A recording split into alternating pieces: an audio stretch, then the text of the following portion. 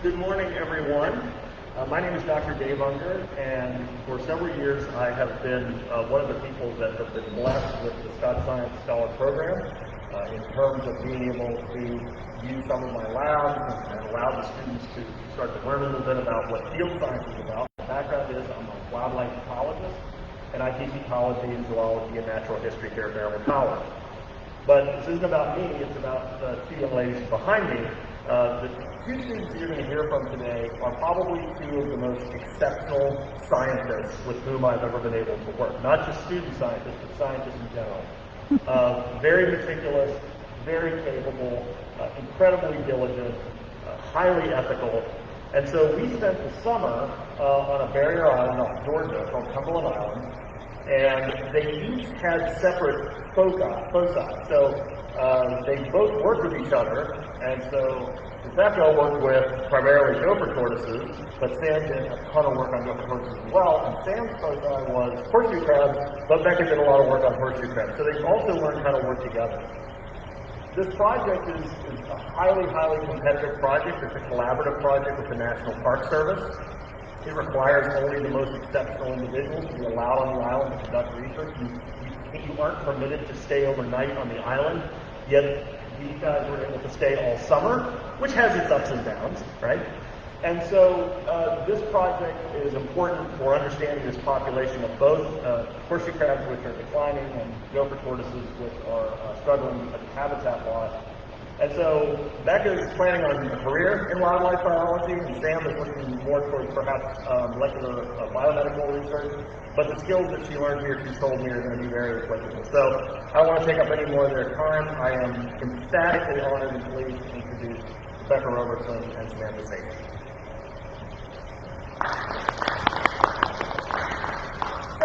Hi everyone, I'm Samantha, this is Becca. So we're just going to start off and talk about some of the more general parts of our internship, and then we're going to specifics about each of our studies and what exactly that is.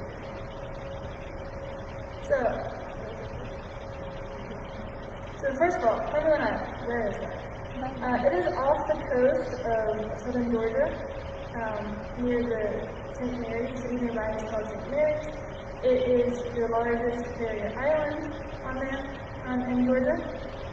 And the majority of the island is protected by a national seashore, which is protected by the National Park Service. You can only access it through a ferry, and there are certain airstrips on there, private-owned airstrips you can use to get onto the island. So, who was involved in the study? You know Dr. Unger over there. He was our advisor from Maryville College, but we also partnered heavily with Dr. John Innes from Jacksonville University, as well as Doug Hoffman, who graciously allowed us to conduct our research on the island during the summer. The partnership that Sam and I shared throughout the summer was really helpful for the both of us because, one, we weren't alone just as students experiencing real field biology research for the first time, but we had each other to kind of rely on and throw ideas back and forth between, which was really great. And also being able to learn from two different professors from different universities sort of connected us with different styles of teaching, different atmospheres, as well as develop our own professional relationships. So the internship had many purposes. So first of all, it was teaching during research on the gopher tortoise populations that Dr. Unger and previous students had already worked on. Becca also focused specifically on commensal studies of gopher tortoises. They're organisms that live in the burrows with the gopher tortoises, and we're trying to figure out what they might be. We also started to do a horseshoe crab population survey, which had never been done on the island before, so that was something brand new for that. And for us, it was to give us new field experience and scientific experience in general, of data collection, data analysis, and so. So I kind of want to tell you all a little bit of background on my study as well on gopher tortoises, and why it really matters. For us to be studying this population, because gopher tortoises are actually a federally threatened species in all the states they occur in, besides Georgia. In Georgia, they are threatened at the state level. And they have had a lot of human disturbance through development by people. Historically, gopher tortoises have even been used as a food source during the Great Depression. And they've really had a detrimental effect on their populations due to human development and human interaction within the species. But the special part about the Cumberland Island population is that there is minimal human interaction because one, it's a national park, and it has been for about 50 years now. And development really isn't allowed on the island, so these gopher tortoises don't have that sort of interaction between people with their populations to sort of have a heavy impact on it. And because it is an island, it has been separate from the mainland population for a good while. So that gives us the possibility that this population could actually have a genetic significance by being so separated from the mainland population, because a lot of gopher tortoises on the mainland have actually mixed a lot of their genetics together. So the Cumberland Island population could potentially have their own original gopher tortoise DNA as well. And I mainly focused my senior study research on the commensal species on the island, which is something that really hasn't been done before on Cumberland Island. There are a lot of studies on the mainland populations of species that are commensals of gopher tortoises, but Cumberland Island had not experienced a study like that before. So that was something that was important because a lot of the species that rely on gopher tortoise burrows are actually endangered and threatened, and so if we continue to see a decline in gopher tortoise populations, it will affect the rest of the ecosystems that they're in. So my main study area was called Stafford Field. It's this really large field that is absolutely full of cactuses. It's great, it's fantastic, the gopher tortoises love it, I not so much. But we also studied in Stafford Woods, which is right next to Stafford Field, and had actually experienced some controlled burning within the past few years to try and help the area sort of revitalize itself from past fire suppression and things like that. So what we did during our time on the island was we completed some initial surveys to count the number of burrows in Stafford Field and in Stafford Woods, and that was walking transect. So basically we set up a line from east to west, and we walked the entire field.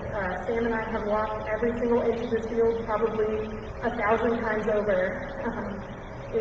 We know it really, really, really well.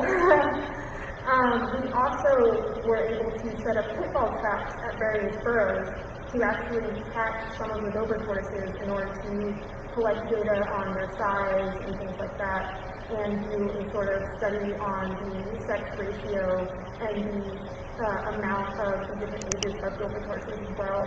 And we also would mark our gopher tortoises that we were able to actually mark because of their age. So for the next coming years, we'll actually be doing a market capture study to more fully understand the size of the population. And for my conventional research, we actually set up our trail cameras in front of burrows. Every single week, we had about 20 burrows that had cameras on them. And by the end of the summer, we had, I believe, around 100 different burrows that we had taken pictures at per week. So you can imagine that that's about 300,000 pictures that Sam and I have to go through. Really great time, but it's given us some really cool data from that as well. And out of all of those burrows that we did put the camera on, we actually also took a scope and put it into the burrow as well to see what kind of species lived in there. So what we were looking for was growth data, like I said. I really wanted to compare a lot of the data that we had found on the Cumberland Island population to the mainland population to see the differences between the human interaction and the simple fact that it's an island population, so it's quite secluded. And I really wanted to make an index of the species as well on the island so that the National Park Service can really have a reference of what kind of species are being supported by the gopher tortoises on Cumberland Island. So what we found is that there was a significant growth of gopher tortoise population between the last study done in 2019. There was only about probably 300 burrows that they found that year, and this year we found about 800. So it was a significant difference between that. And there were a lot of baby tortoises around. The first time that Dr. Unger actually found one of the young of the year hatchlings, was about as big as your palm, he freaked out. And then we kept finding more, and we were like, why are there so many baby tortoises just walking along the road? What's going on here? Through my mental study, I also found a lot of toadfoot snakes, wolf spiders, armadillos, and various insects as well. We also found one burrow that we kind of obsessed over for a few weeks to try and get a perfect picture of this frog. So we have found evidence of frogs and gopher tortoises cohabitating here. And this is actually a leopard frog, which has never actually been observed in a gopher tortoise burrow before, which is really cool. We also were able to, because we had marked tortoises in 2019, we are now able to do a study on the growth of these tortoises to see what the growth rate here is on Cumberland Island. We also, while I was taking a lot of pictures with trail cameras, we noticed a lot of the gopher tortoises actually reusing some of the abandoned burrows. Which kind of made it a little bit annoying for me because I was doing a specific amount of occupied and a specific amount of abandoned, and you just look through the pictures and you see, oh, somebody's moved in, my numbers are off now, that's great. But, you know, that's wildlife biology, it changes, it's very variable. And we actually also observed the tortoise snakes showing a preference for a specific burrow. So one of the things that I would do is if I saw a tortoise in the field, I would actually kind of politely follow it to see which burrow it went into so I could note that for my study. And I actually found that a lot of them would pick a specific burrow to go to. It wasn't random. So they do have their own specific homes too, which is really cool. And I'm very excited to finally complete my senior study on this and really delve into what all of this means for the population on Cumberland Island. So I focused on horseshoe studies with a lot of Becca's help. I cannot have done it alone. And so you're probably thinking, okay, why horseshoe studies? Why are they important? First of all, they're extremely important in the biomedical field. Their blood contains a compound which is used for testing the sterility of certain medical equipment. It's called nucleus amoebocyte lysate, LAO, and it basically just clumps up in the presence of endotoxins. So if you have something that's not sterile, that has leftover bacterial parts, then you'll know, and you're like, okay, well, I can't use that, I have to go on something else. So, for example, making vaccines, you need this compound, and it's only really found in horseshoe crabs. So it's very important for that. They also play a huge ecological role for certain coastal communities. Certain animals, like sea turtles, actually eat them, and it's part of their food source. But migrating shorebirds also utilize their eggs. So horseshoe crabs have massive spawning events, and birds, as they're migrating, will stop along coasts and basically feed off of their eggs along the way. And without their eggs, they wouldn't have the energy to continue their migration all the way down. The threatened red-knobbed shorebird is one example of this, and they are very reliant on this, and there's a close relationship between horseshoe crab eggs and their survival. Horseshoe crabs are also used as bait in some fishing industries, such as the eel and whelk industries. So, study areas and methods. This is a map of Cumberland Island, and all along that coast is basically where we had to drive up and down looking for horseshoe crabs. That's about 18 miles of beach that we had to survey regularly. The very southern tip, that's where spawning occurred. That was the specific location that horseshoe crabs tend to come up, and we both took sand and water samples of that area to see why they preferred that area, and I'm in the process of doing data analysis for that, but that's where we focused there. Spawning occurred during the full moon of May, so that was from the 25th to the 29th, and so basically every night we had to go out and survey the crabs, and the time that we went out depended on high tide. So this whole survey depended on keeping up with the tide schedule, because we had to go out at high tide, because as high tide came in, it brings the crabs in, so they could come onto the beach and bury their eggs. So sometimes high tide would be at 6, sometimes high tide was at 1 a.m. So that was very interesting to try to get that regulated and get everyone out there and get everyone rest, because during the day we were also working on the gopher tortoise stuff. So during that, we would count the number of groups of crabs, and we would hit the GPS points. So typically, a female would be surrounded by at least one male, but sometimes 2 or 3 or more, and so we counted each one how many crabs were in each group. For population surveys, that occurred from the beginning, from the late May to the beginning of August, so the 24th to October 4th. So that was regular. Every 1 to 3 weeks, we'd go out and scan the whole beach.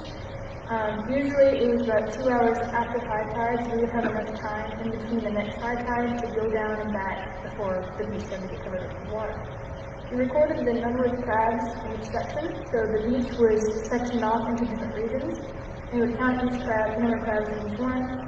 We would sex them if possible, and I say if possible because the only real way to sex them right now is to see what kinds of modified legs they have. So males and females have 2 different types of legs.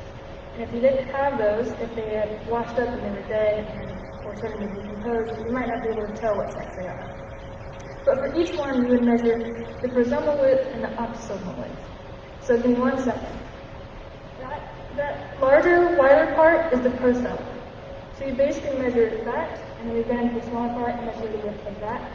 Every single crab that we found, if their cell was intact. The goals and aims of this, as I mentioned earlier, no data had been collected on horseshoe crabs on Cumberland Island. And as I mentioned earlier, they have a lot of important impacts to the ecological, coastal communities and human biomedical industries. So the goal of this was kind of just to collect baseline information about horseshoe crabs.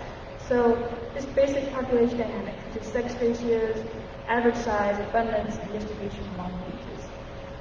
For spawning, we wanted to find where they spawned at, why they preferred these conditions, what kinds of groups or numbers of crabs came up during the spawning event, and how many overall abundance over that period that we surveyed. So some examples of the data we collected. In that corner, that's me and Becca collecting the water data from the survey area. We were looking at different qualities of water to see if maybe that could influence why. And then the picture below that, that's us measuring a horseshoe crab that had washed up.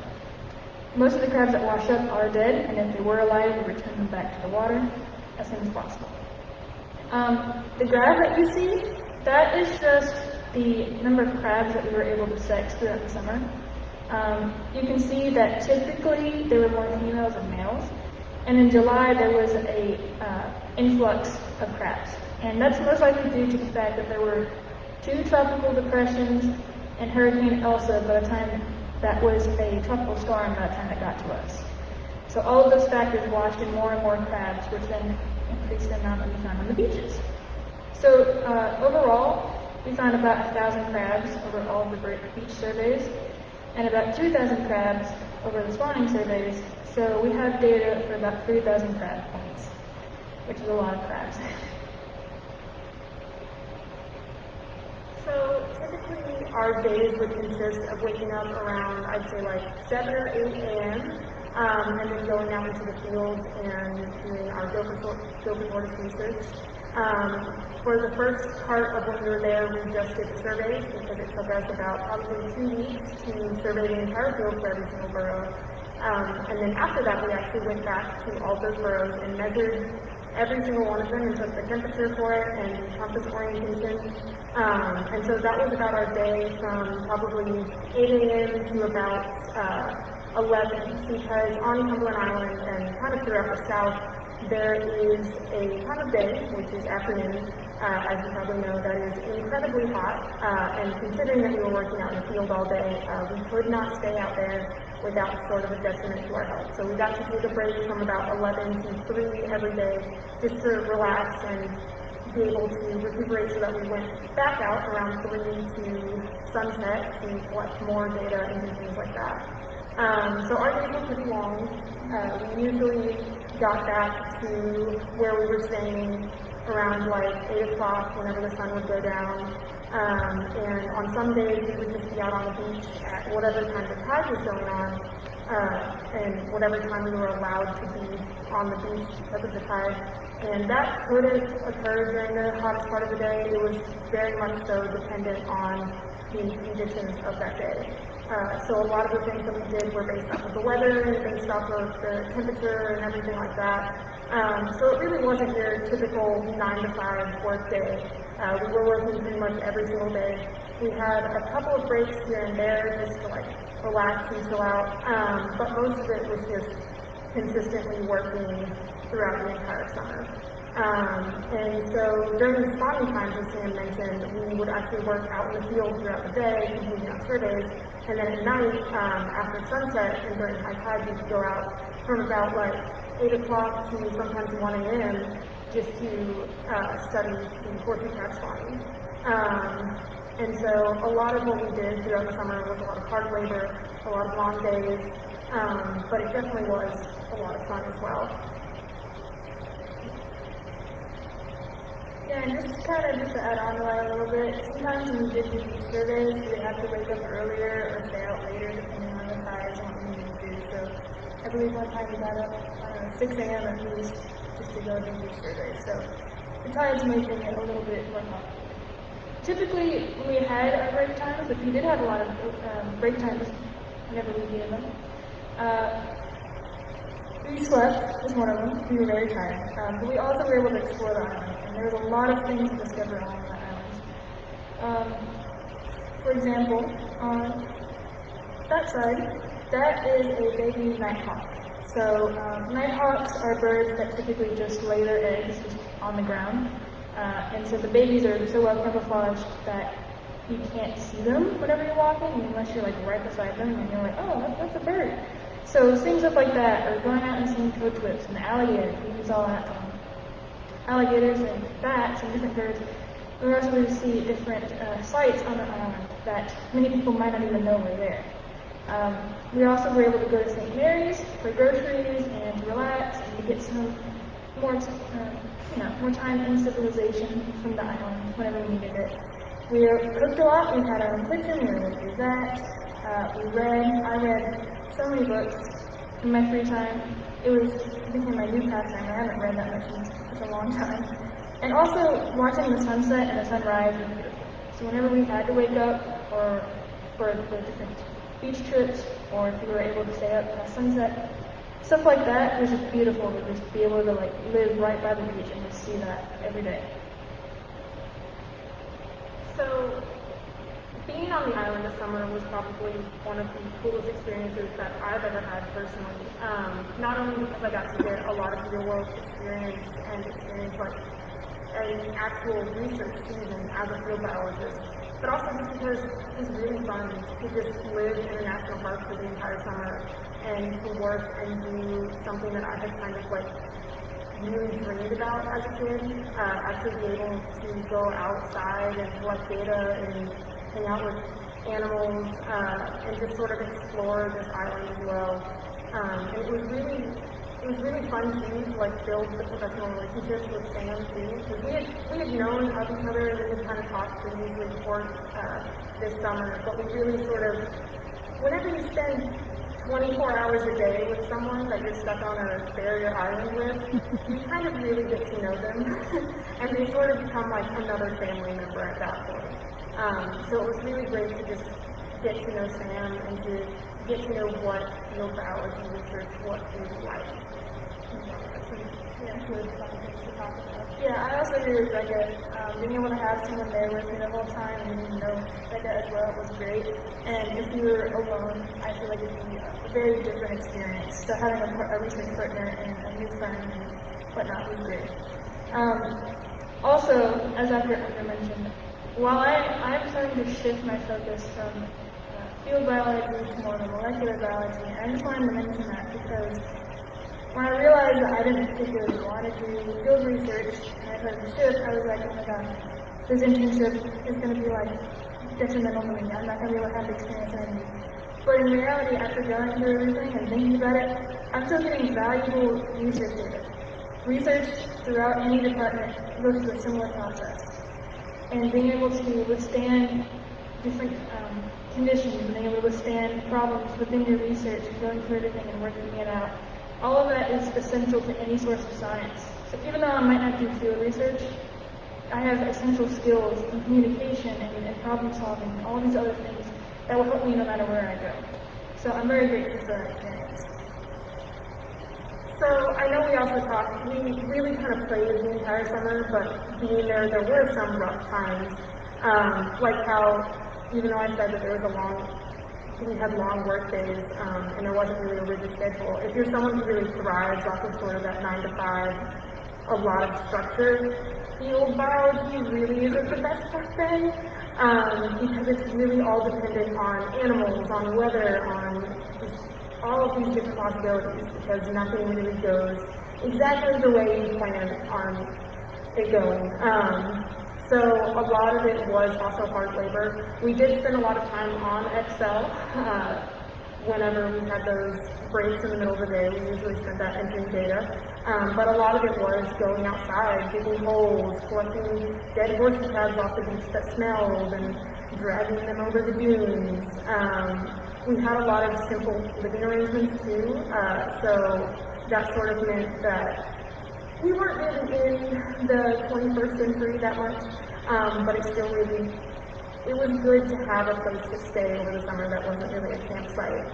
But we did have a lot of bugs that we cohabitated with, simply for the fact that we basically lived in nature. There were a lot of spiders and cockroaches and all those different things. I think by the end of the summer, we kind of made peace with them, that they were there and we couldn't really do anything about it. And there were also lots of ticks. When you're doing field research, you are going to experience a lot of different things that you may not like. It's not all butterflies and rainbows. Sometimes it's walking through tick nests and having to deal with that. So it's not great. One of the days, on my days off, I actually shadowed with some of the sea turtle researchers on the island, and we found a sea turtle that had gotten herself stuck behind the dunes. And so we had to sit out there and try to help her get back over. But of course, the sea turtle's like 600 pounds, and we couldn't lift it all together, so we waited for backup. But the backup hadn't actually arrived on the island for work yet. You have to take a boat to get there. So we waited in the hot sun for probably about 4 to 5 hours, waiting for these people to kind of come save us and the turtle. So there's a lot of kind of stressful moments where you have to leave there a lot. But honestly, it was worth it. It was a fun experience, even though there were some things that, may not have made everyone incredibly comfortable, like all the bugs and things like that. But it was really fun. Just a few other things. There was also no cell coverage. There were certain spots of the island that we had to figure out where there was cell service, so that we needed to text each other or text our family or something, we would know where to go. There was this one specific spot on our porch that if we stood there long enough, we would get one bar of data in order to call somebody or do something like that. So that was interesting, but it was also refreshing to not have that constant, having the phone on you all the time and just being out and about. It was very refreshing to have that. Also, sand. I don't like sand.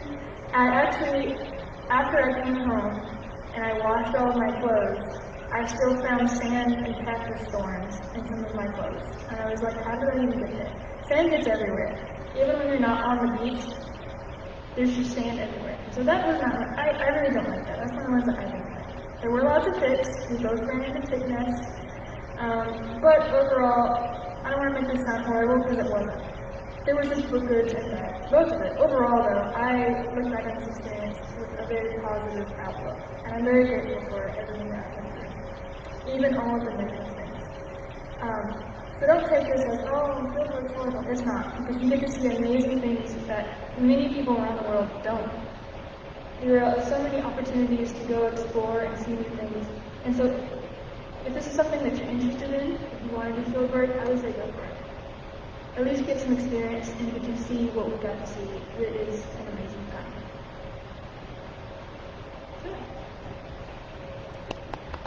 If there's any questions you guys can ask?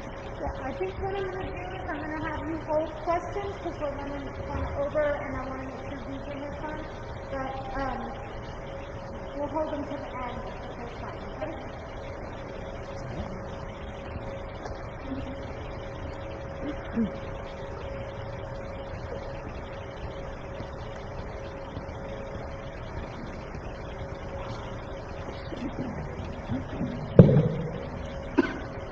Dr. Scout just asked me to introduce DJ Cooper, and it's my pleasure to do so. I first got to know DJ as a very focused student in classes. Currently, we're working on a senior study looking at elbow injuries and professional pitchers. DJ's a pitcher on our baseball team, and the impact that has on performance and value. A couple of years ago, Dollywood initiated an internship program with us, and the first interns were from finance accounting. But last year, about a year ago, Dollywood decided they would like to have a business analytics intern. And so we thought of some of our outstanding business analytics majors, DJ being one of them, and they interviewed for the position. DJ was selected and spent the summer working at Dollywood, which I understand is a great company to work with. And I'll let DJ talk about his experience there. We had a meeting there back in August, and I'll just add that they couldn't say enough good things about their work with DJ. So I'll turn it over to him now.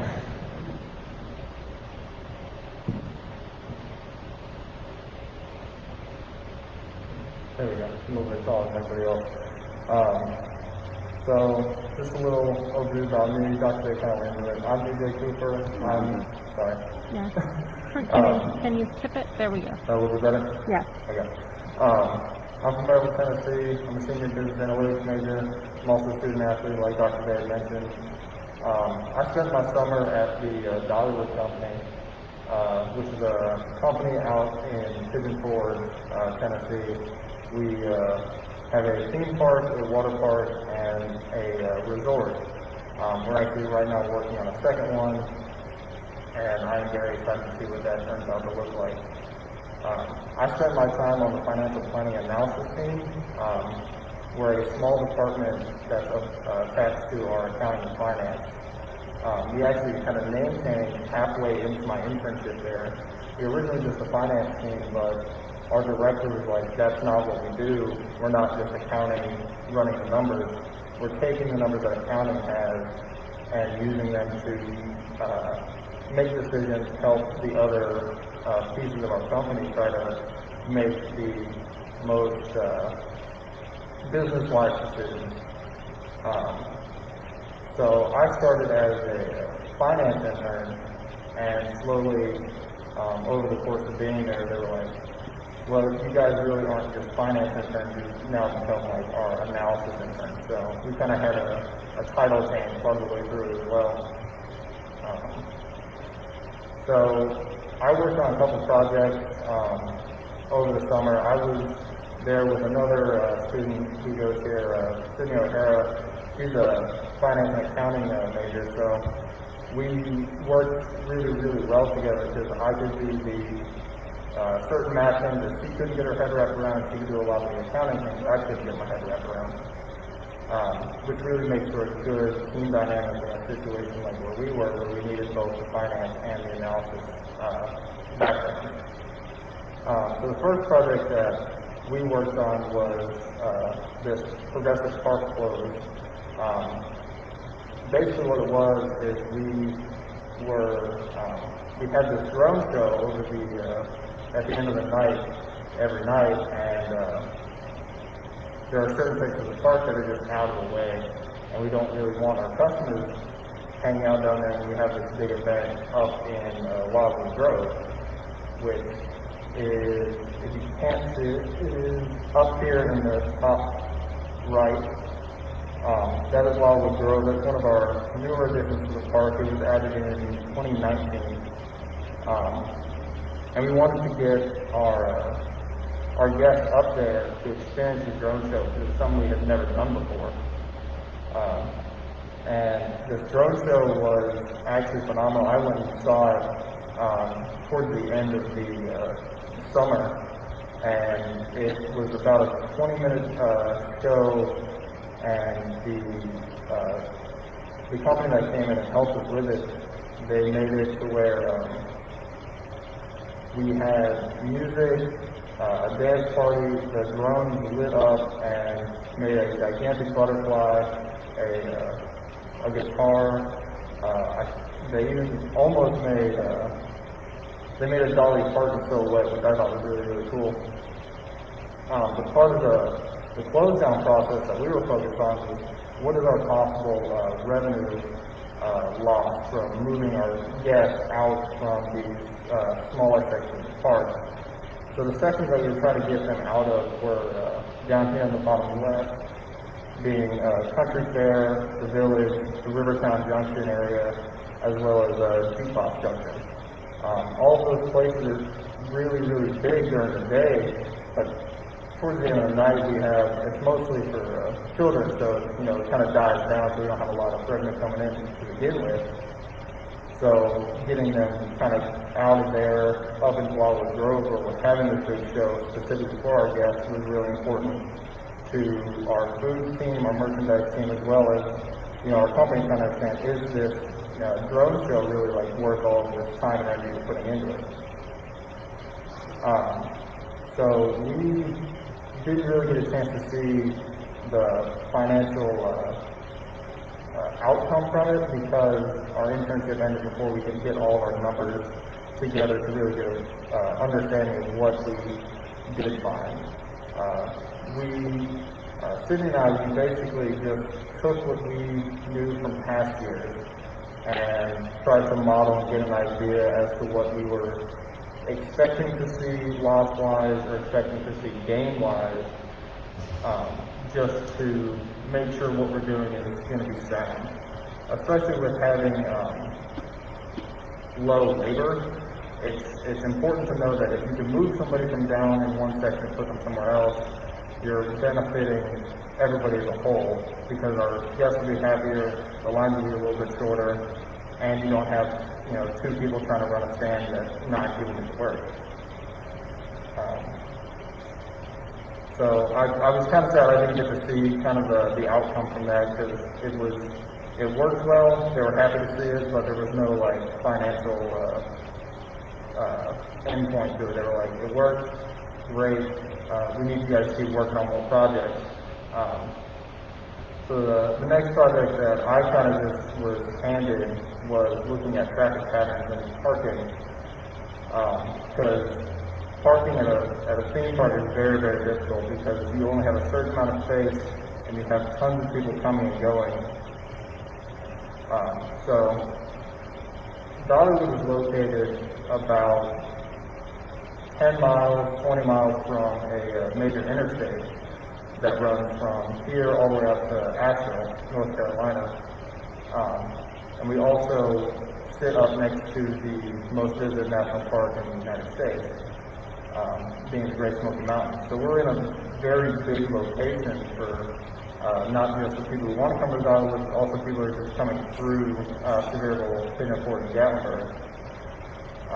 As you can see here, we're kind of not necessarily out of the way from the main parkway that runs to the park, but Veterans Boulevard is actually a quick cut through if you want to get from one side of Sevier County over to another. So we get a lot of traffic flow through there. What I was tasked with was finding the traffic light patterns in Sevier County. And Sevier County actually, wonderfully, they have a system of their red light cameras that count the number of cars that come and go in each direction, being the northbound traffic, southbound traffic, east and westbound. And this data, they have wanted to just get an understanding of what traffic is heading towards the park. Because if you can understand how many people are kind of heading in the direction of the park, we can look at that compared to our attendance and make some assumptions as to how many people are coming in the park. Are we seeing families, or are we just seeing a couple of old people showing up for our shows? That way we can more cater towards the audience that we have. And then also, Dollywood gets to pay a park, and if we are not getting the appropriate amount of money coming in from our parking, are we missing something somewhere in our parking process? Are our ticket booth people checking to make sure that they have their full amount of change, or that we're not just passing them through trying to get them all going?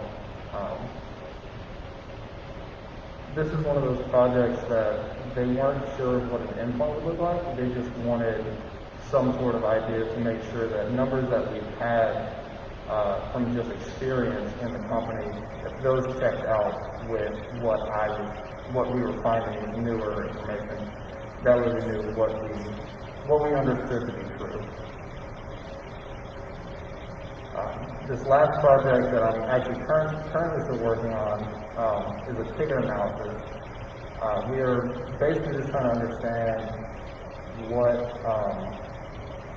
what tickets are people buying, what benefits do they get from buying those, what revenue are we losing because some of our tickets have a discount attached to them. Our Gold Pass rings, you get 20% off food, 20% off merchandise, and you also get free parking, which if a lot of people are buying the Gold Pass, you have a large missed opportunity in your revenue.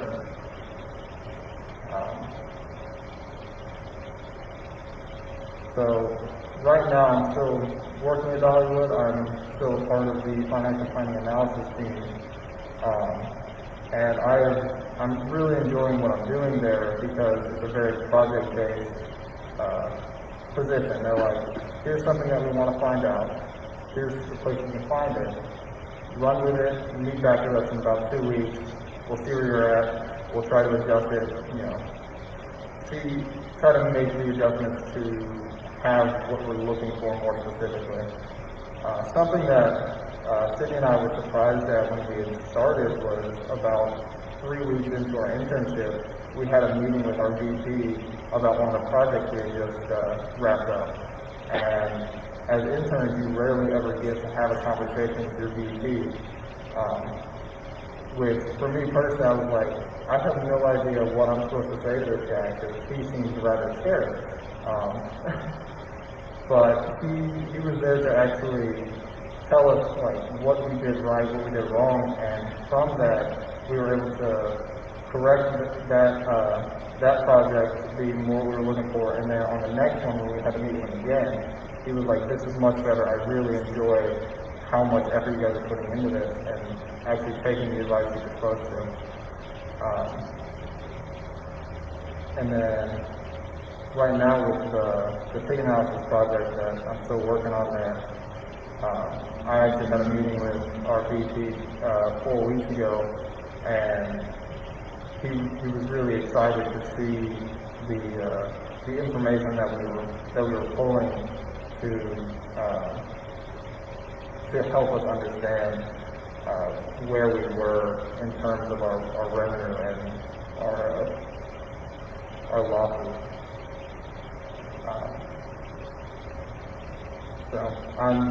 There was a lot that went on this summer. A lot of it is kind of hard to get into the weeds with because there's a lot of accounting information that you need to have a lot of background on that I'm not allowed to discuss. But I appreciated that I was able to have this internship, and it turned into something more than just me sitting in an office trying to run coffee. The big thing that our director of the FP&A team, she was like, "I want this to be a project-based internship where you guys are just sitting there behind your desk not doing anything. I want you guys to get real-world experience." And that was definitely something I gained from being there. It definitely changed my ideas of what I thought working in an office would look like. I expected to just be sitting there, you're not really doing anything, you're just getting the task done real quick. But what I experienced was a very family-oriented place where if you had a problem, you can go ask somebody. If they don't know, they know exactly who you need to contact. And it's a really well-knit group of professionals. Thank you.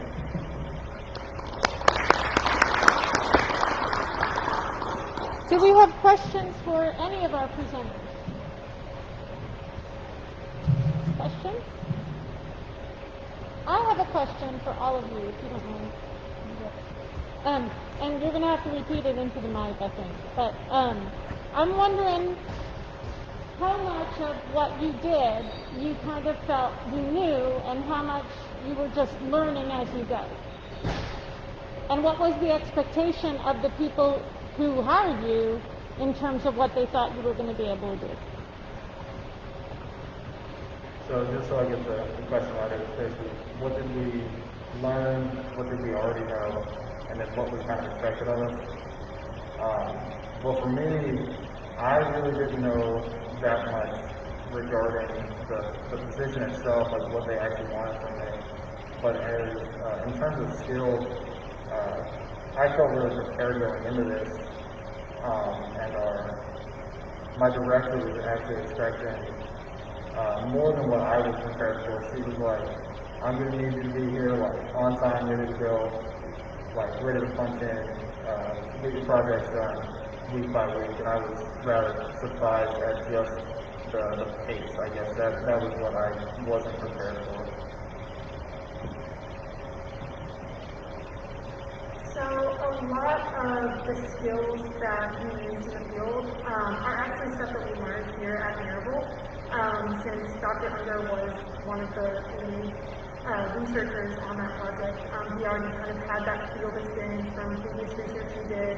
And he also, in his ecology class, he also uses a lot of the techniques that he has previously used from field biology research to teach all of his students as well. So the use of like compasses to orienteer and what transects look like to biology researchers and things like that, and sort of using some of the same equipment that we used over the summer within classes and things like that, really prepared me for what we were doing this summer. There were a few things that I kind of wasn't entirely sure about, like we had a very expensive water quality testing machine that we used for the science project, that we kind of had to learn how to operate it. But for the most part, I personally felt prepared going into the summer as well. And then what we were expected to be able to do was pretty much to be researchers. This wasn't really a summer where Dr. Unger and Dr. Enns really kind of held our hands. They basically taught us what we needed to do and sort of evaluated what we could do, and then they pretty much left the rest of the summer to us. We, by probably the third week, were creating our own schedule. Also, some days been telling Dr. Unger and Dr. Enns what they needed to do for us to be able to complete our research. So this summer really was something that was all standardized direction and scheduling and things like that, which was a really awesome opportunity as well. So what a lot of Becca said also applies to me. I also felt very prepared because of colleges, for example. Sometimes it's hard to apply what you learn in class to real life situations, and the instance of it is, okay, I learned this already, I know how to do this. And so stuff like that prepared me. In terms of knowledge and experience, I didn't feel as prepared because I had never even been to the beach before this experience. And so not only was I doing research on the beach and living on the beach, as a person seeing everything. I had never seen a horseshoe crab, and I didn't know much about it. So as soon as I heard that I was going to be doing this, I started doing all kinds of research on it. So by the time I got there, I was like, okay, I know what's going on. But at first, I was not prepared. But as things went on, I realized some things you learn while you're there. You know, that's part of getting experience. You learn it while you're there. So overall, it was great. Great. Thank you all. Can we thank them one more time? Oh, you have another? Go.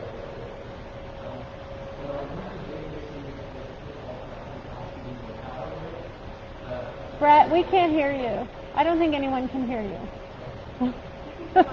Yeah.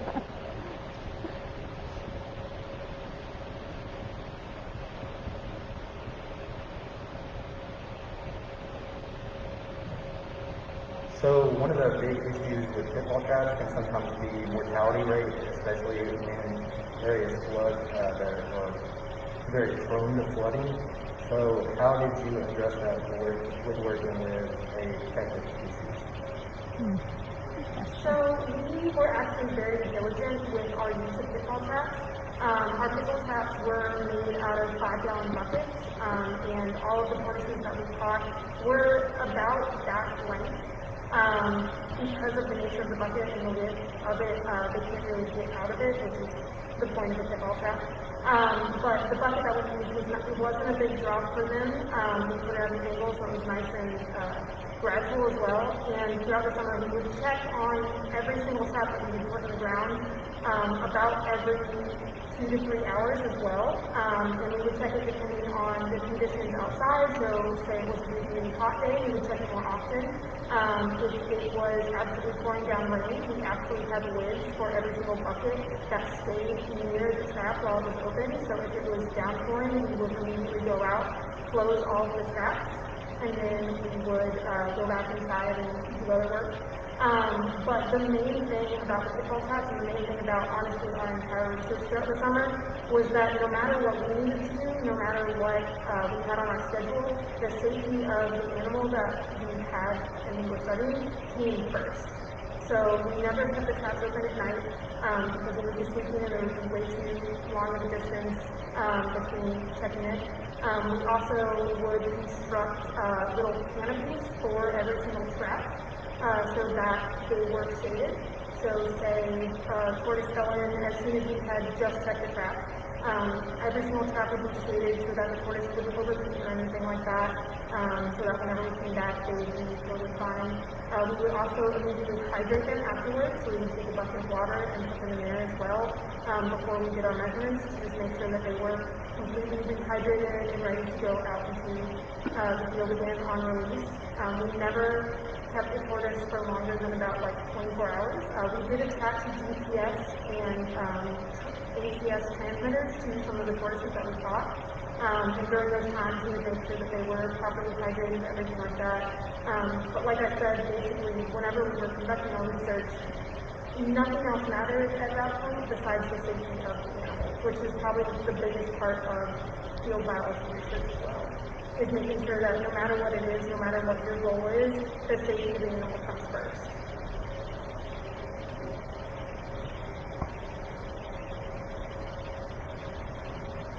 Great. Thank you again, all of you, for participating and telling us about your stuff. Wonderful. Yay!